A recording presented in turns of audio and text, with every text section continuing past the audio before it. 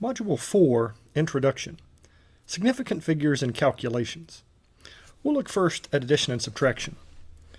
When adding and subtracting values, the final answer can contain no more decimal places than the least precise measurement used in the calculation.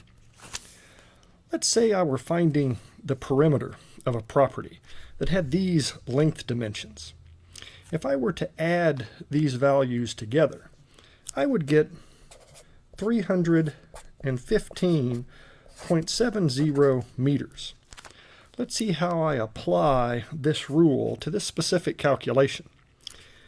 This value was known to the tenths place, this to the units, this to the tenths, and this to the hundredths.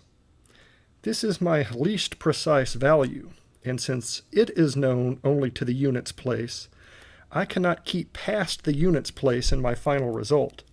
To the proper number of significant figures, this value would have been reported as 316 meters. If I were to subtract 14.9 grams from 98.66 grams, I would get 83.76 grams. This value is known to the hundredths place, this one to the tenths.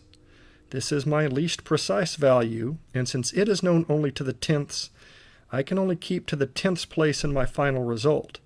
I would report this as 83.8 grams. Let's look at multiplication and division.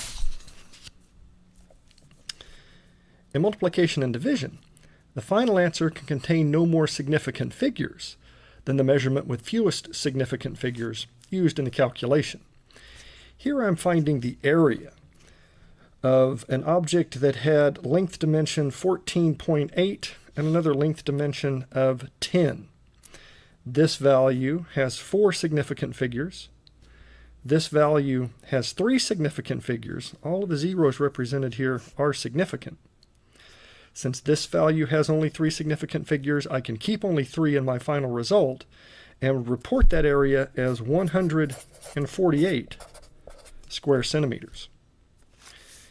Here I'm going to divide 2.1 grams by a molar mass, 18.016 grams per mole.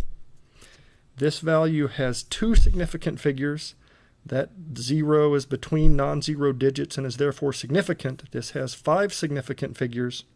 I'm justified in keeping only 2 significant figures in my final result. When I do this division, I will get 0.116563 and so on.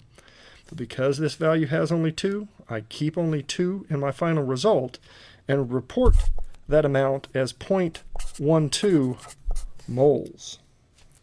Sometimes the order of operations will come into play in a calculation. Here I'm finding a density, but first I'm subtracting this mass from this, then doing division.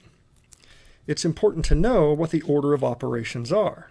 They tell us to do parentheses first, then exponents, then addition, subtraction, then multiplication, division. So here I would do the subtraction within those parentheses to get 66.034 grams before doing the division. Now here's how I apply the rules for significant figures. We know how to apply significant figures to a subtraction. This value was known to the tenths place. This value was known to the thousandths place. So I can keep, or I'm justified in keeping, only to the tenths place in this result. Now, when I do the division, I'm truly going to put 66.034 in my calculator. But in tracking the significant figures through the calculation, I have 3 significant figures in the numerator, 4 significant figures in the denominator. I will keep only 3 significant figures in that final result. So I do that arithmetic and I get 6.6836 and so on. I keep 3 significant figures and would report 6.68 grams per cubic centimeter. Master significant figures by completing the exercises associated with Module 4.